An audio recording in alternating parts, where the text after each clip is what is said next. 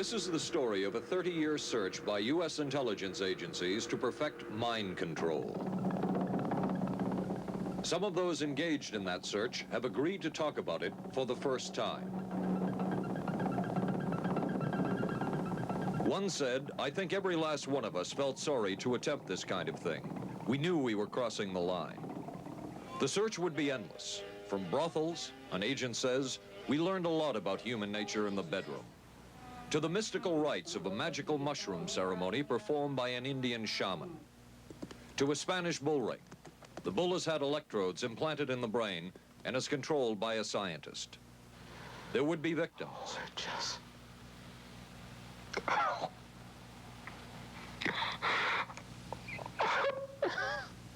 One intelligence agency tried to peel this man's mind back to reveal its deepest secrets. I'll live through it. I'll live through it. This man worked on some of these programs. He would write of his work, "It was fun, fun, fun." This is the story of the search for mind control. ABC News Close-Up, Mission Mind Control. With ABC News correspondent Paul Altmaier. Flight 217, now boarding at 8. Mark? Anne. It's been ages. Can I buy you? Allow me. 2 Michelob Lights. Michelob makes a light beer? Perfect. The good taste of Michelob Light. Don't just compare it to other light beers. Compare it to your regular beer. It's that good. You always did go first class. Your ticket to San Francisco. Thank you. San Francisco? You too? Good taste runs in the family. Mrs. Cooper, I need help. With all these different dog foods, I don't know what kind to feed him. Dry, soft. Honey, it's not the form, it's the formula. Those are for any dog, young, old, whatever. But Cycle 2 dog food is especially for dogs ages 1 to 7, like mine. The Cycle 2 formula has just what dogs in their active years need to help stay healthy. And happy. With Cycle, I know what to feed him. Now get Cycle 2 in 25-pound bags. We are not professing to tell you the complete story of these activities. We are professing to tell you the complete story that we know. Right. But these records that we've uncovered don't tell the story. They tell pieces of it. This is a story that has been told in bits and pieces. This is an attempt to pull most of it together. We know we don't have the full story. We do, however, have some striking new revelations and insights. The story begins here, just off the nation's front yard, the Mall. The buildings behind me were the headquarters for the World War II Office of Strategic Services. It was here that the first halting steps toward mind control began. The shaper and molder of OSS was General Wild Bill Donovan. He said of his group's work, "We may have made mistakes, but we were not afraid to try things that were never done before." In this anything-goes atmosphere, Donovan appointed this man, Stanley Lovell, a Boston industrialist, to break new ground in many scientific and technical fields. Donovan called Lovell his Dr. Moriarty, after the fiendish professor in Sherlock Holmes. Lovell liked the name and posed for this Saturday Evening Post photo. He later wrote of his OSS job that it was, quote, to stimulate the Peck's bad boy beneath the surface of every American scientist and to say to him, throw all of your normal law-abiding concepts out of the window. Here's a chance to raise merry hell. It was in this atmosphere that the search for mind control began. This bizarre man would be an active participant in that search over the next 2 decades. His name is George White, an OSS captain who had formerly been with the Bureau of Narcotics. In his diary, seen here publicly for the first time, White left a legacy of the darker side of American intelligence work. He received his early OSS training at the British-run school at Oshawa, Canada, the same school where Ian Fleming, the creator of James Bond, was trained. White referred to the school in his diaries as the Oshawa School of Mayhem and Murder. Mike Burke, former OSS colleague of White's and now president of Madison Square Garden Center. Very compelling fellow, mysterious fellow, almost mystical fellow. He was fascinating because you knew something about him, but not enough about him to really get a fix on him. He also knew a great deal about the swifter elements of society, the gamier side of life, and he was very impressive in his technical knowledge of the underworld, so to speak. He said one of our men gets beat up. He says, you have to act real fast and teach these guys a lesson. Charles Siragusa, a former narcotics officer and friend of White's. He'll come around, he says, and break your kneecaps. And with that, one guy laughed, and George would always have little Billy with him. And this one guy sort of naked. George White turned around and whapped him across the neck with it.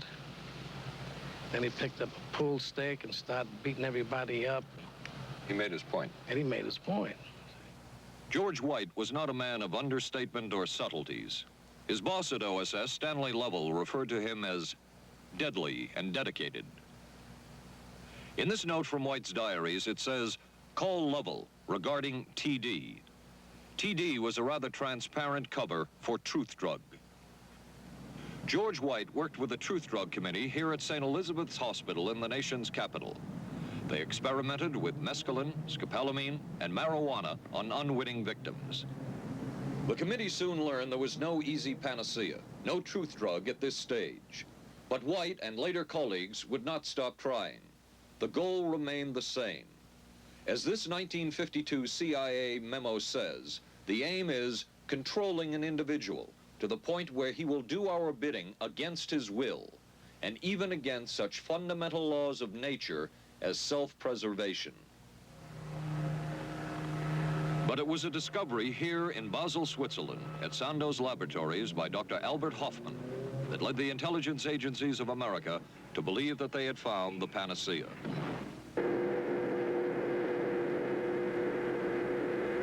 The discovery was lysergic acid diethylamide, LSD. The film that you see is considered by many experts to be the closest illustration of the effects of a hallucinogenic. It was one of the first times that anybody had run into a powerful drug that was different than anything else that they knew anything about. John Gittinger, recently retired chief psychologist for the CIA. This is the first time Gittinger has been interviewed publicly. We could disable a whole city by putting a very small amount on a water supply. After all of these years of us, those of us who were involved in looking for this secret drug, this was the only thing that began to look for the first time like it might be something like that. The CIA's interest in LSD was intense. The worry was that the Russians would get hold of it. Were the Soviets into LSD?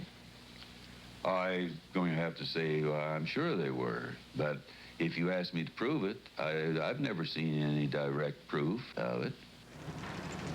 But at one point, intelligence information received from Switzerland said that Sandoz Laboratories was about to put 100 million doses of LSD on the open market. And it caused enough concern within the agency that the United States was prepared to buy the entire supply. However, a slight mistake had been made. The mistake is made public for the first time. I just found out on a new CIA document that there were no such large quantities of LSD on the market. John Marks has filed numerous Freedom of Information suits against the CIA and has unearthed much new material. He is the author of The Search for the Manchurian Candidate, a history of intelligence agency work with mind control. He is a consultant for this report. What happened is that there was a military attaché in Switzerland, an American officer, who got milligrams and kilograms mixed up. In other words, he made a mistake of thinking 1/1000th of a gram was the same as 1,000 grams, which is a mistake of 1,000,000 times. So when the CIA got the intelligence that there were 100 million doses on the market, in fact, there were 100 doses. The man who would oversee the CIA's research into drugs and most of the agency's behavior programs is this man, Dr. Sidney Gottlieb, a chemist. Dr. Gottlieb declined ABC News' request for an interview. In their never-ending search for the miracle weapon, CIA operatives searched here in the remote mountain areas of southern Mexico for what up to then had been considered a myth, magic mushrooms. They used this man, a part-time chemist with the CIA, to dupe this man, a vice president of a bank, and an amateur mycologist or mushroom expert to try to get to the magic mushrooms and turn them into a drug. But it would be the amateur, R. Gordon Wasson and his colleagues, who would win the race and develop the drug psilocybin from the magic mushrooms. We went into the Mazatec area, far from the highways, remote from Mexico City. There we found that rotten bagasse, as it's called, bagasso, covered with mushrooms. These mushrooms I didn't know, had never seen. They were the sacred mushrooms. Wasson would also discover and record the ancient mystical rites of the mushrooms from a local shaman or magical priestess, Maria Sabina. And we were seeing incredible sights. They would go slowly or they would go fast as I ordained. All your senses are rendered acute. We say that you see visions, you see hallucinations, but that doesn't begin to tell the story. The hallucinations are only part of it. You hear sounds, you smell things. The night was thrilling. Word of Wasson's discovery reached the CIA quickly. Dr. James Moore, a University of Delaware chemist, secretly served the CIA preparing deadly chemicals on short notice. Moore was instructed to get close to Wasson and accompany him on another trip to Mexico to get the magic mushrooms. Internal documents show the CIA felt a drug derived from the mushrooms could remain an agency secret. What in the world were they looking for with the magic mushrooms? I think the best answer to that is that they were looking for fundamental information on compounds that would be capable of causing changes in behavior, changes in mental attitude. Did you ever consider what would have happened if any of these substances were given to, say, unwitting people? Oh, I don't remember having considered that specifically. What if you, I trust perhaps you've thought about it. Well, I haven't worried about it. Your question again, what would I have thought had I known that any of these substances would have been given to unwitting persons? You mean a hostile agent of another government? No, I mean that was probably one of the things I had in mind. I mean testing it out on an American citizen. I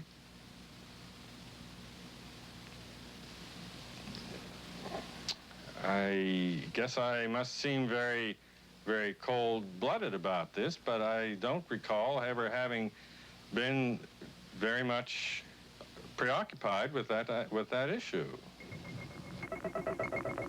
But many drugs were tested in this way. A decision was made at the highest levels of the CIA to do testing on unwitting Americans. As one CIA document says, such testing would be operationally realistic. A former CIA official who worked on these programs describes for the first time how the decision was made.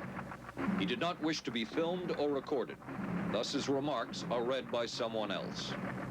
I think every last one of us felt sorry to attempt this kind of thing. We knew we were crossing a line. Every decent kid knows he shouldn't steal, but he does it sometimes. We knew damn well we didn't want anyone else to know what we were doing. The decision was made to do testing on unwitting victims. It was decided they should be on the fringes of society because they were most vulnerable. It was the borderline underworld, prostitutes, drug addicts, and other small-timers who would be powerless to seek any kind of revenge in case they found out. And as their predecessors had a decade earlier, the CIA turned to George White for help. White was now a high-ranking narcotics official, and by this time, the stories about George White were legendary. So the waiter says, "You may help you, monsieur?" And George White was busy talking with me.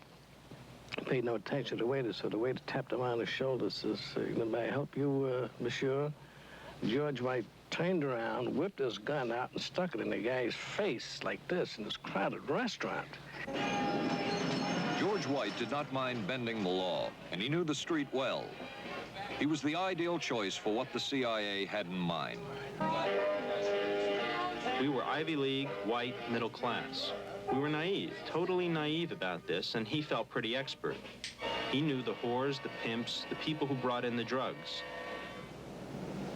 White set up so-called safe houses for the CIA in New York, here in Greenwich Village, and later in San Francisco, in this hotel, and in an apartment atop Telegraph Hill with a commanding view of San Francisco Bay.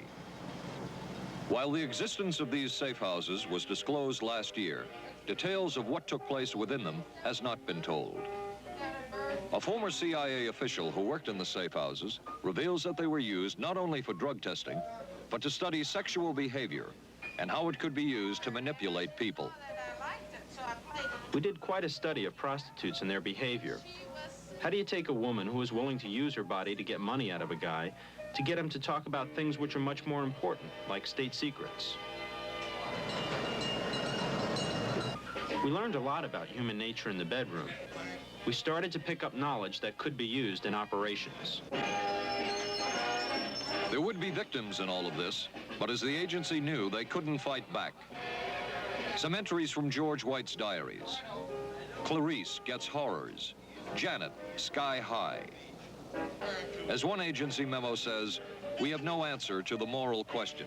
The safe houses were not the only testing grounds. Millions of dollars would be spent on LSD research at universities throughout the country. And word would begin to spread on campus about this so-called mind-blowing drug.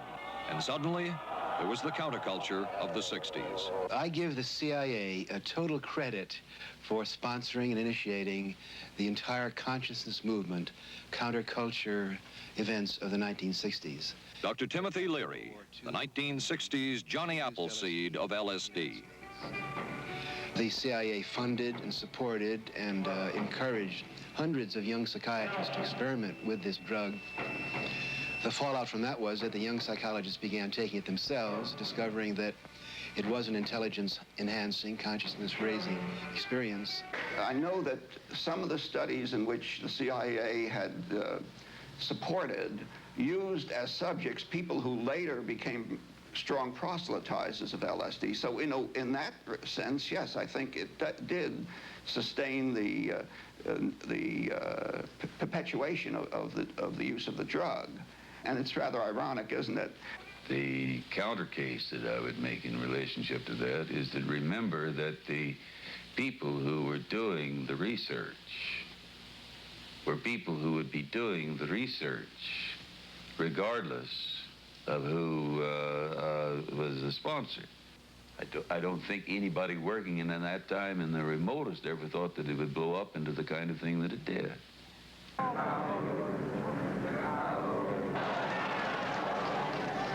History will judge the role of the CIA and other intelligence agencies in unwittingly contributing to the counterculture of the 60s through their intense interest in LSD and other hallucinogenics. But for the moment, at least, the argument can be made that the CIA helped usher in the age of Aquarius.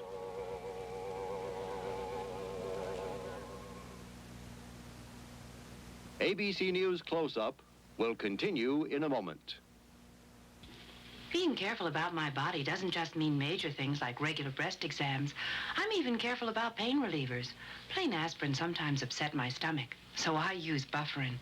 It adds protection. I'm careful about what goes into my body. Bufferin gives me an added relief action I want. Tylenol doesn't. Only one leading tablet has both, an added relief action in many cases that Tylenol never provides, and protection ingredients, Bufferin. Now I'm careful to get both with Bufferin. Your sink trap's clogged with grease. Use Crystal Drano. I'll pour in liquid plumber. Don't. It may not work on that grease clog. No? Crystal Drano will. Look, liquid plumber's quiet. It's not melting that grease. But Drano is. It broke through. Will Drano hurt metal pipes? No. So liquid plumber didn't break that grease clog. I'm switching to Drano. To make clogs go, better use Drano. Saturday, live on ABC. the Forest Hills Men's Invitational from the legendary West Side Tennis Club. Then live, third round coverage of the most prestigious ladies golf event. Hollis Stacey goes for her third straight U.S. Women's Open title. And red-hot Nancy Lopez shoots for her elusive first Open victory. And on ABC's Wide World of Sports, rodeo excitement from the Wild West, plus high speeds, high thrills, hydroplane action, championship tennis, golf, and ABC's Wide World of Sports, Saturday.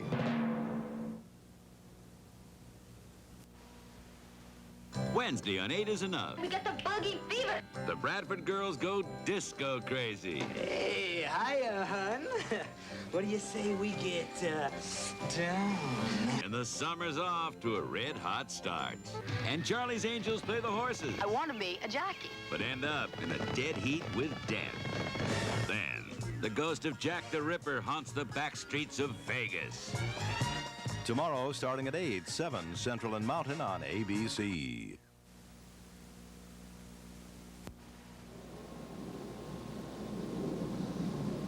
Covering a span of history such as we are in this report, one can get sidetracked by the so-called glamour and mystery of espionage work or by the exotic qualities of some drugs.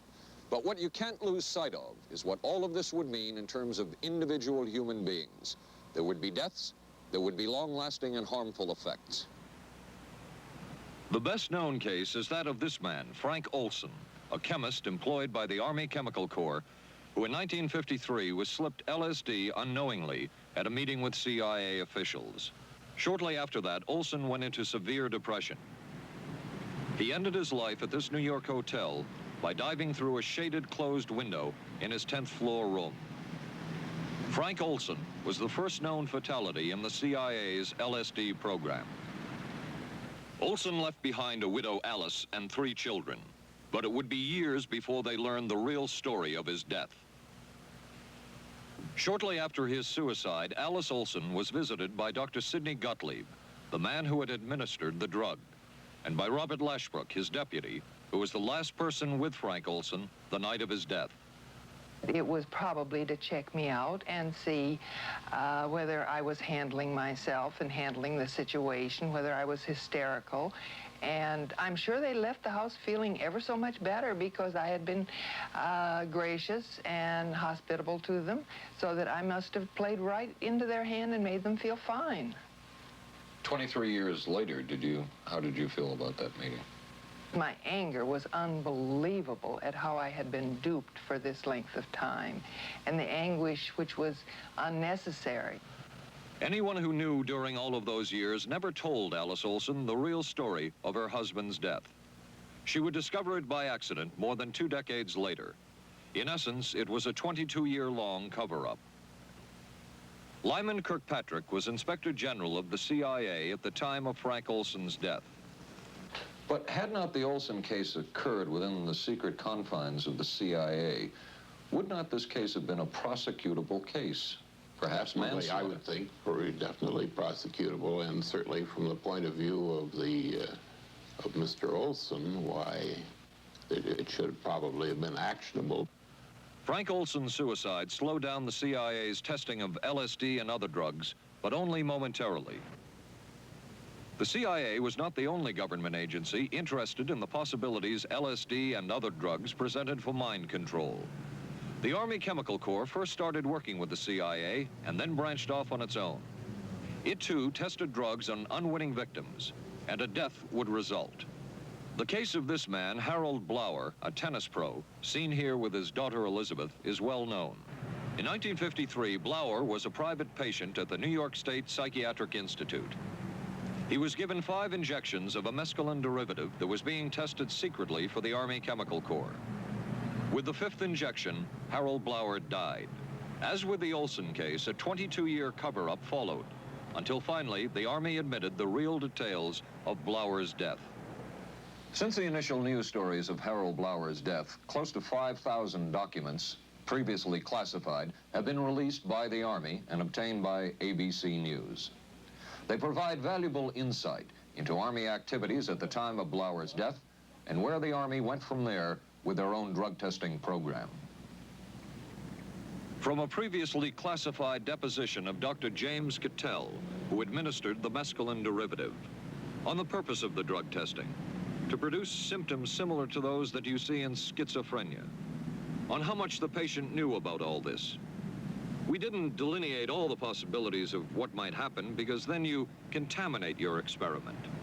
Cattell then relates that he never even knew what drug he had given Harold Blauer because of the secrecy of the Army experiments. We didn't know whether it was dog piss. This was secret. This was a secret. We weren't in on it. We asked Blauer's daughter Elizabeth for her reaction. What? How can anybody react to that? I mean, that is so far from what you'd expect from a human being, never mind a doctor, never mind a professional specialist who's supposed to care about people's minds. It's unbelievable. A suit filed by Elizabeth Barrett against the Army Chemical Corps is now pending in federal court. Other Army experiments continued on mental patients around the country. Work done at the Tulane Medical Center in New Orleans involved several drugs, hallucinogenics, and electrodes implanted in the brain. The chief researcher was Dr. Russell Monroe, now head of the psychiatry department at the University of Maryland. These are various progress reports written by Dr. Monroe and recently obtained by ABC News. From one of the progress reports, a report of a woman who had electrodes implanted in the brain and was then given LSD and other drugs. She became agitated, cried, lapsed into a trance-like state.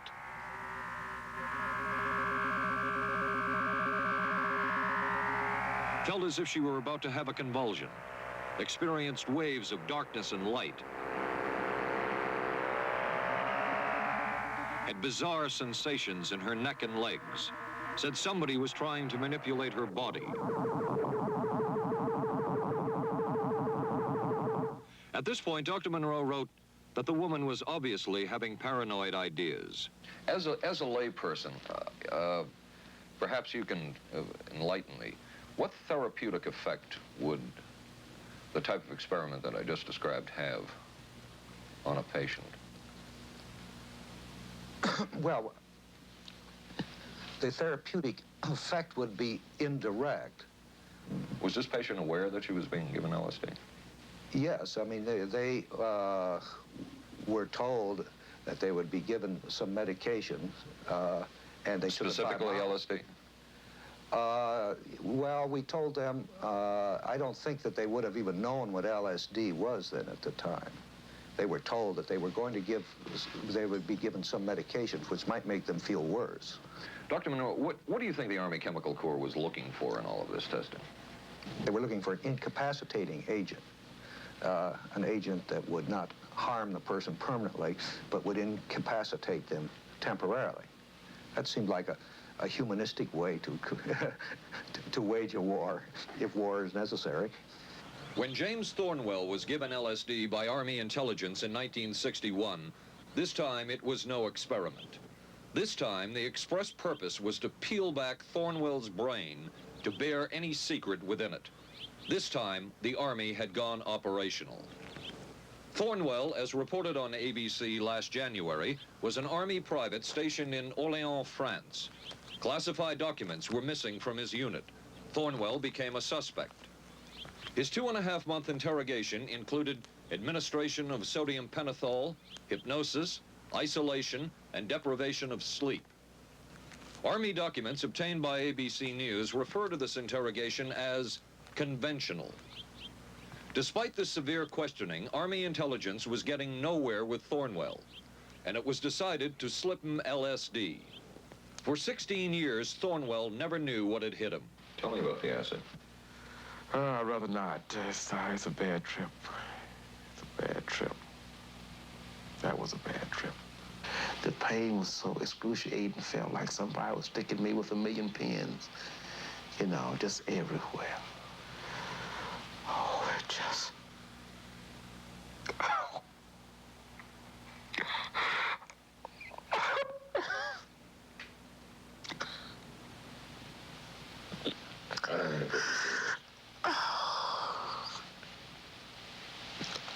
You want to stop for me?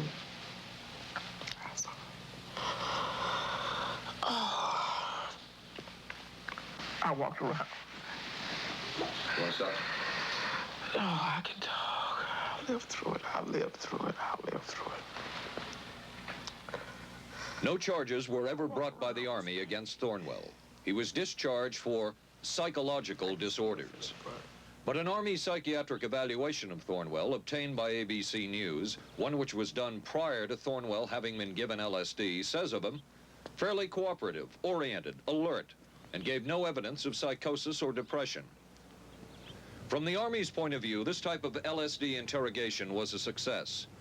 Other documents refer to the exploitability of interrogation subjects, cracking them, keeping them off balance mentally, and providing an economical, speedy, and productive aid to interrogation. From James Thornwell's point of view, it was no success.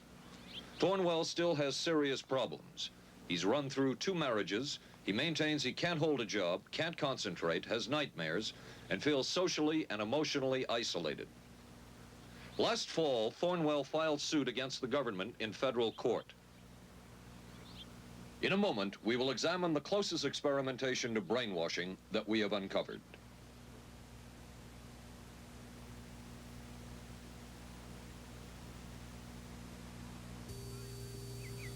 Oh, for crying out loud.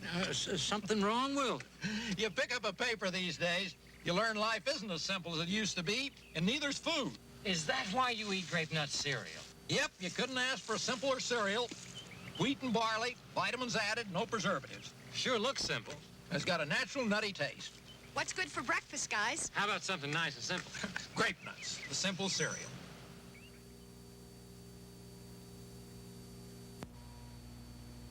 Maxwell House's coffee you can count on. Maxwell House. Good to the last drop. Maxwell House is good every time. Maxwell House is good coffee. Good to the last drop. Maxwell House. Maxwell House, coffee you can count on. Always smells good, always tastes good, always good to the last drop. Maxwell House is good news. Good to the last drop. Maxwell House. ABC News Close-Up will continue in a moment. Special baseball. The Yankees take on the Angels Friday night on ABC. This is a heavy-duty stick-up, and this is a good place for it. New heavy-duty stick-ups from Airwick for small places with big odors. This is David Shoemaker in the news at this hour. District police have charged a young Northeast woman with the weekend kidnapping of that day-old baby. Sources say the woman was pregnant and afraid she'd lost her own child in the accident, and that's what motivated the kidnapping. 'Twas the night before Skylab, and we'll have the latest on its fate and ours. Testimony before Congress today on battered wives. Some of the victims are battered wives. A rock and roll star put on probation for income tax evasion. The condition is he must put on 1,000 hours of concerts for charities. And we'll be talking with a local teenager who won a gold medal at the Pan Am Games. Join us at 11. Reach for the sun. Hello, sunshine. Reach for the sun. Hello, sunshine. Hello, Mountain Dew. Nothing else tastes or feels quite like Mountain Dew, or goes down as smooth like a soft breeze on a lazy afternoon. Reach for the sun. Reach for Mountain Dew.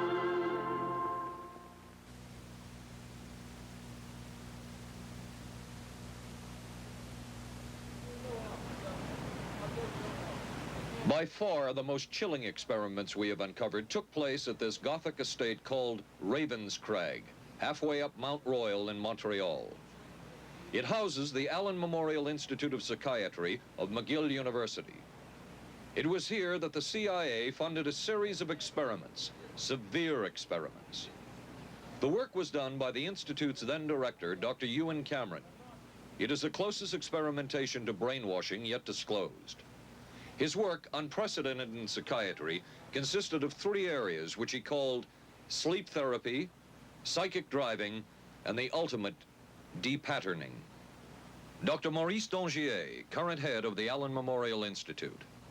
In his psychic driving, so-called type of therapy, he would give the patient intensive electric treatment in order to make the patient regress deeply, become forgetful. and then he would attempt to implant new ideas in the mind of the patient. Now, to a layman, it would appear that Dr. Cameron was trying to take the slate and wipe it clean, the slate being the mind. In other words, brainwashing. Exactly, that's a very good comparison. Brainwashing. Yes, if you like.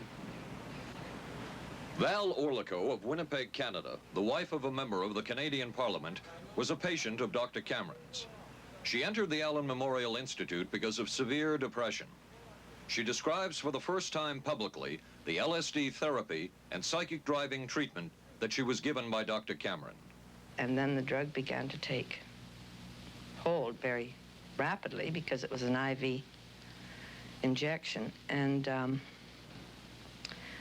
things became very furry and very frightening, and had a lot of sensations that it's very difficult to recall.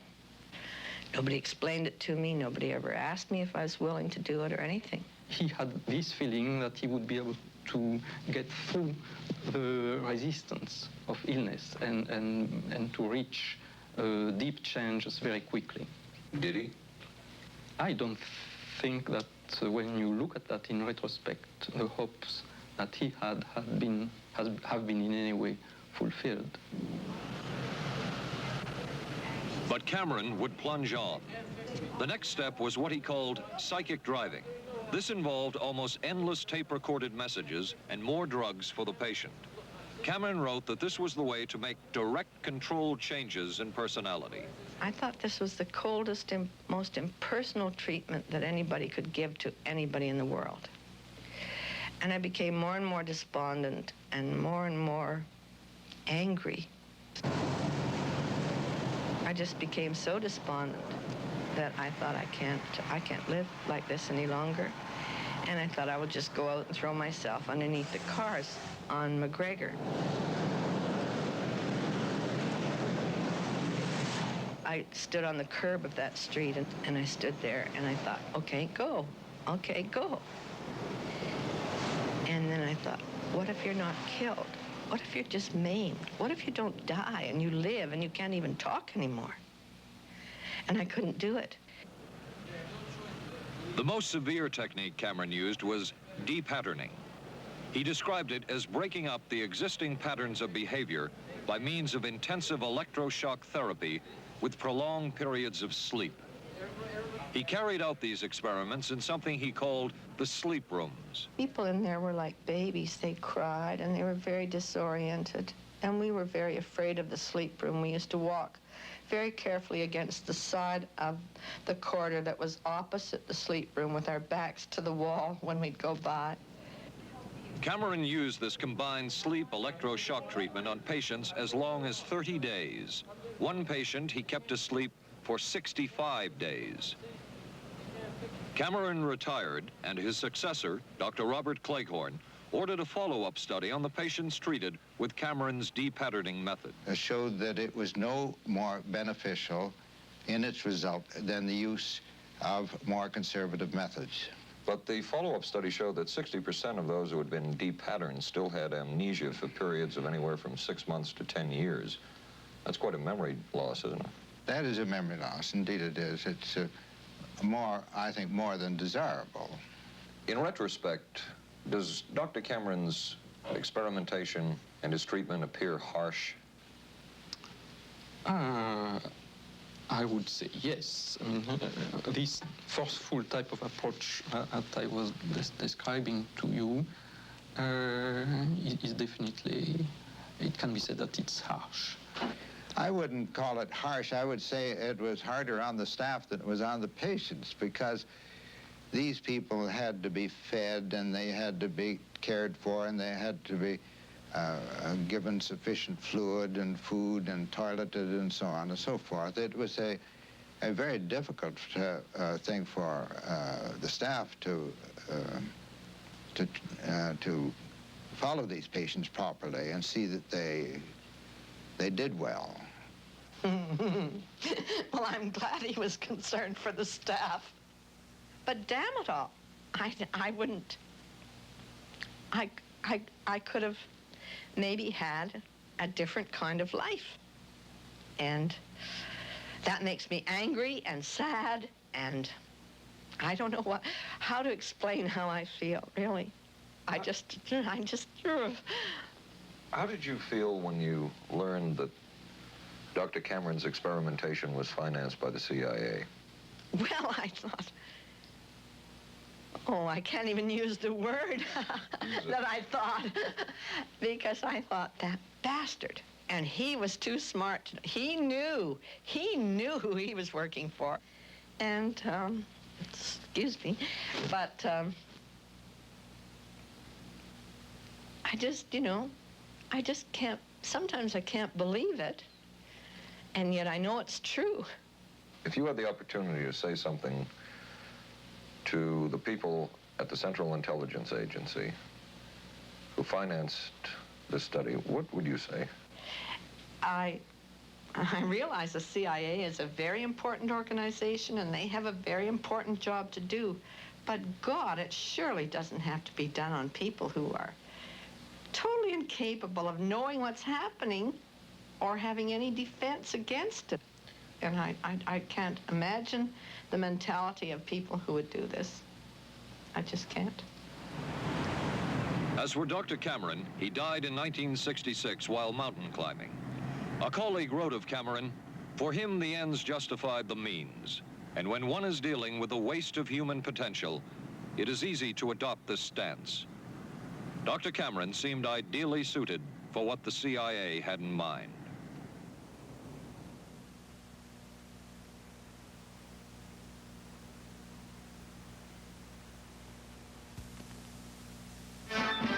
America is adapting to the shape of things to come. Triumph TR7 with 5-speed transmission or optional automatic. Wide steel belted radials, front disc brakes, front end spoiler, rack and pinion steering. Triumph TR7. No other sports car looks like it. No other sports car drives like it. Triumph TR7. The shape. Hey, don't worry. They just got lucky. I'm sorry. I let us down. Forget it. We'll beat them next week. No, I really let us down. Come on. How about a Michelob Light, huh? Michelob makes a light beer? Sure. The good taste of Michelob Light. Don't just compare it to other light beers. Compare it to your regular beer. It's that good. This Michelob Light is great. Hey, you know what our real problem was today? Yeah, you were terrible. Good taste runs in the family. The many roles I play call for many hairstyles. So I use hot curlers, blow dryers, things that can be brutal to hair. I switched from one conditioner to another looking for help. Then came Alberto VO5 hot oil treatment. It works just like a salon hot oil treatment, but takes less time and money. I just heat a tube, smooth it in, and shampoo. My hair's left silky, shiny, more manageable than I ever dreamed. Alberto VO5 hot oil treatment. I'll never switch again. Thursday. I could move a few of my things over this morning. There's a scandal in the 12th when Wojo gets a roommate. Hi. In a Barney Miller special. I'm a prisoner of my biological urges. Sorry to hear that. Then authorities say this Texas motorcycle gang murdered a federal judge. People are always scared of something they don't understand, and they don't understand us, so they're scared. Geraldo Rivera investigates dope, death, and the banditos on 2020. Thursday, starting at 9, 8 Central and Mountain on ABC. It was the Cold War, and especially the trial of Joseph Cardinal Mindszenty, who was forced to testify in a Hungarian court that he was a spy. And then later, the Korean War, with the coerced and mainly fraudulent confessions of American servicemen. My information took place on the... that would spark intense interest in intelligence circles about brainwashing.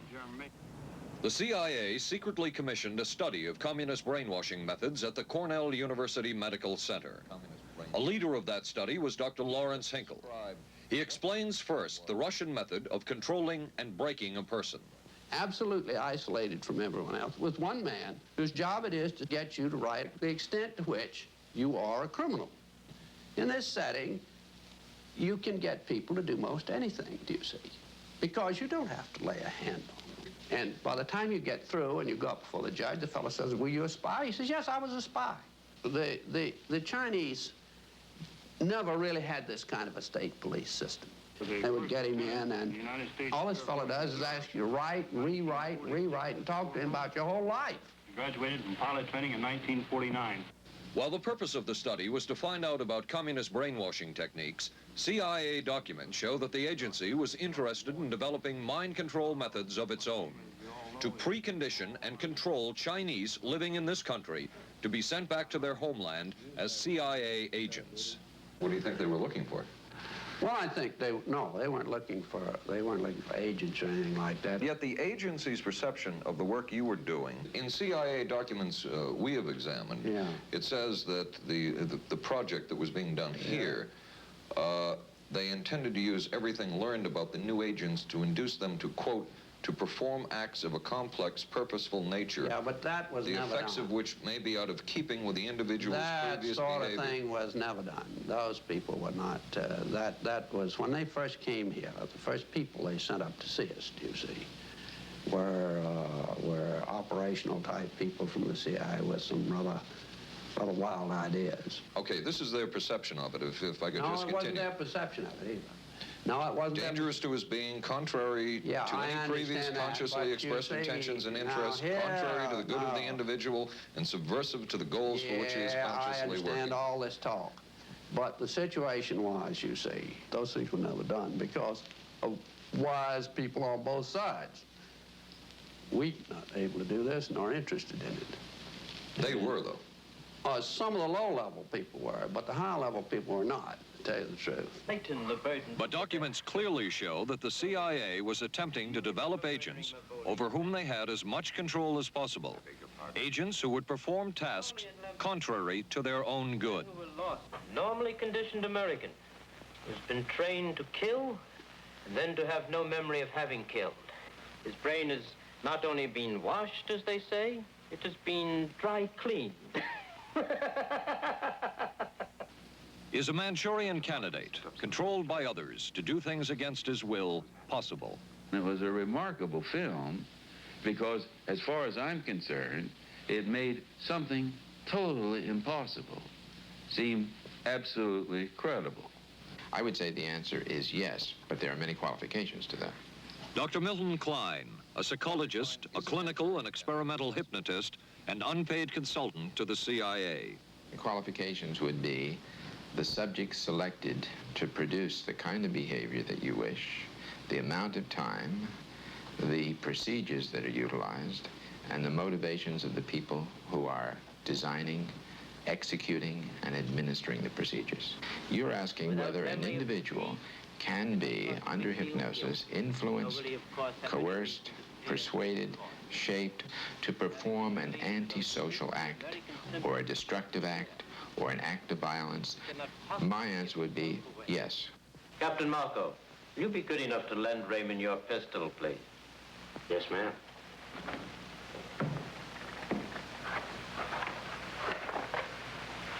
Thanks, Ben. Sure, kid. Shoot Bobby, Raymond. Through the forehead. Yes, ma'am.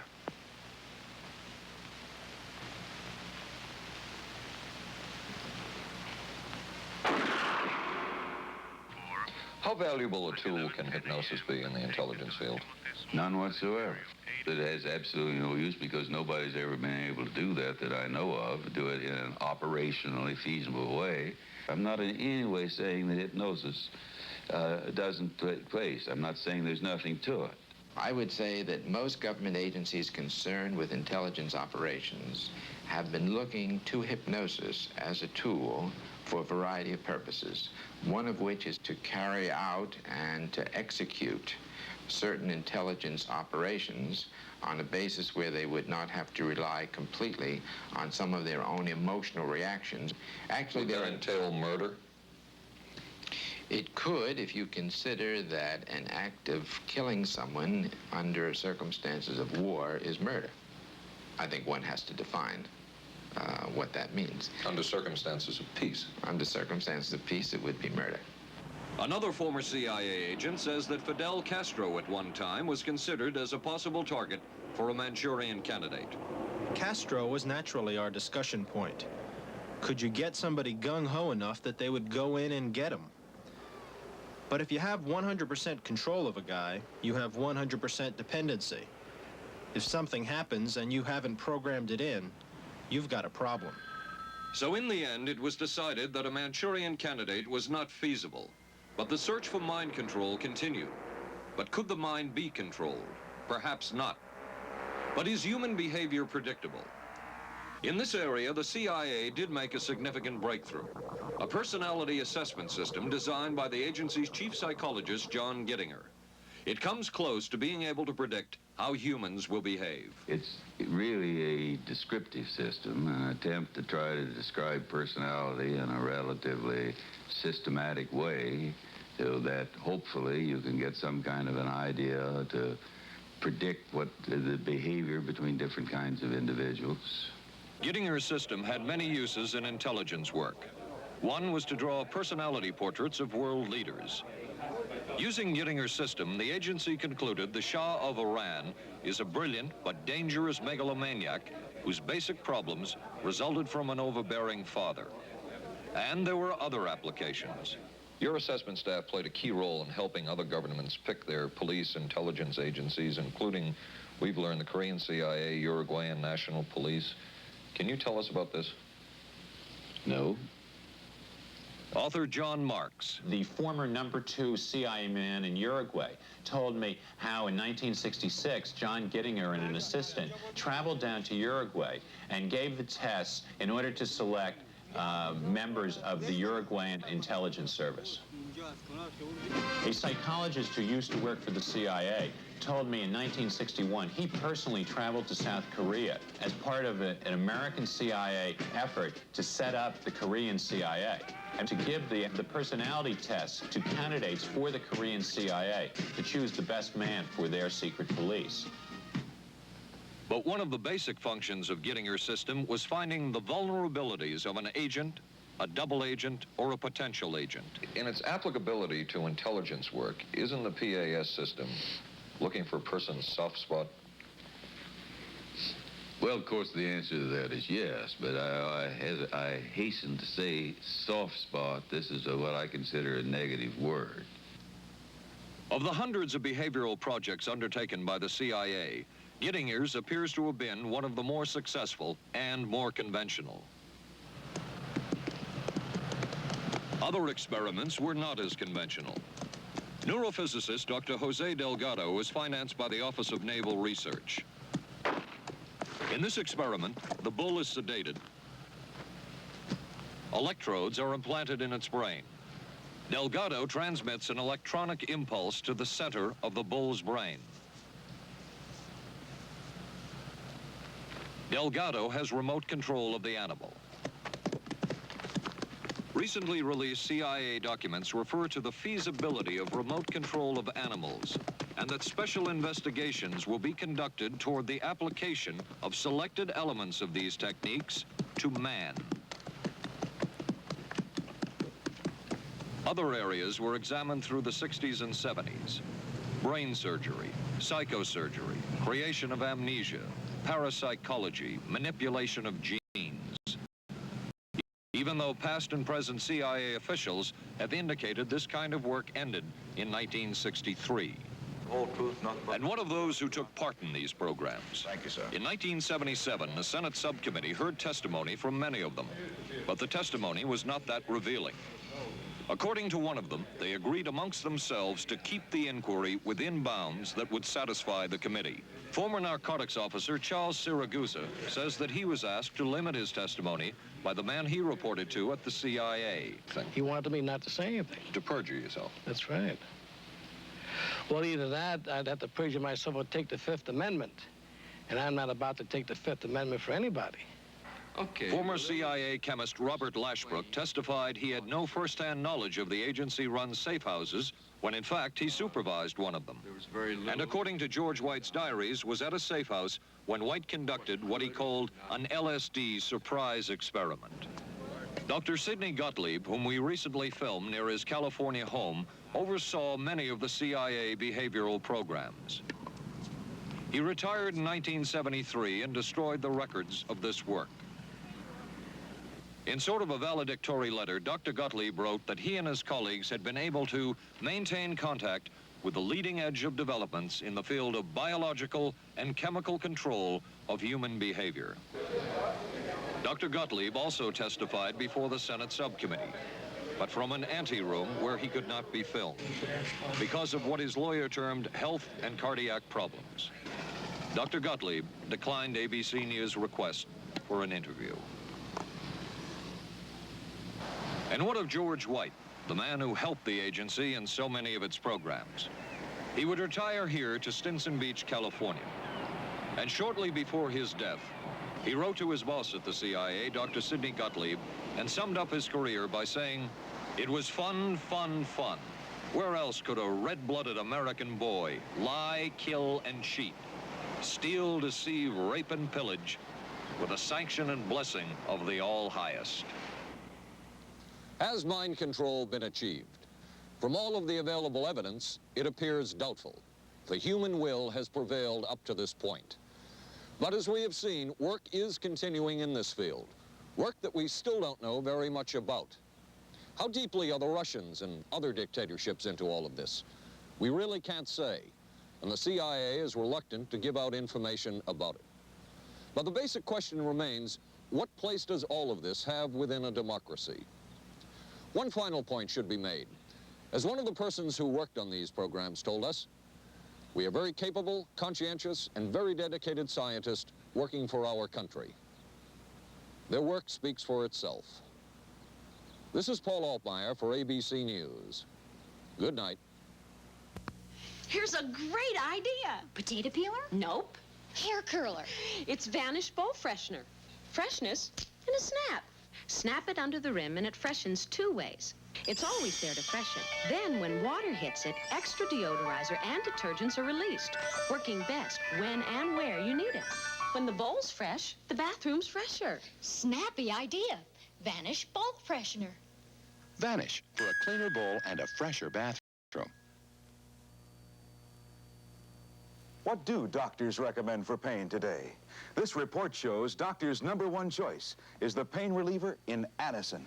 5 million recommendations last year for pain of headache, backache, minor arthritis, and muscle ache. The ingredient in Anacin is the doctor's #1 choice. Anacin is strong, a special combination of medical ingredients free of stomach upset for millions everywhere. The ingredient in Anacin, doctor's #1 choice.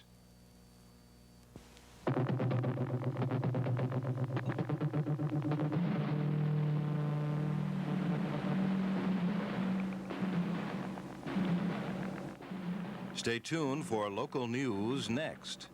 Then live from the Johnson Space Center in Houston, ABC News will track the approach of Skylab as it nears re-entry. Skylab, the final hours.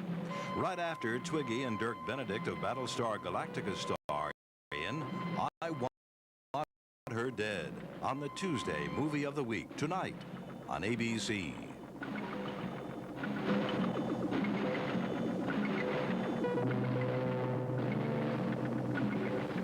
This has been a presentation of ABC News.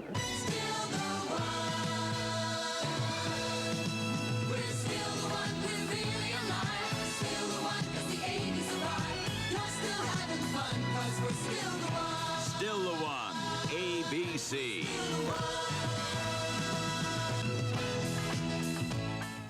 Skylab nears its final orbit. An arrest in the kidnapping of that newborn baby. A rock star sentenced for income tax evasion, and a local gymnast talks about her winning performance in San Juan. News 7 is next. We were concerned about our monthly electric bills, so we called Pepco for help. They sent us this energy-wise home audit. Just take a few simple measurements and answer the questions. Then mail them back to Pepco. Then Pepco will, free of charge, analyze your home's energy use and send you back a list of recommended changes to help you save money on your bills. Write today for Pepco's energy-wise home audit to help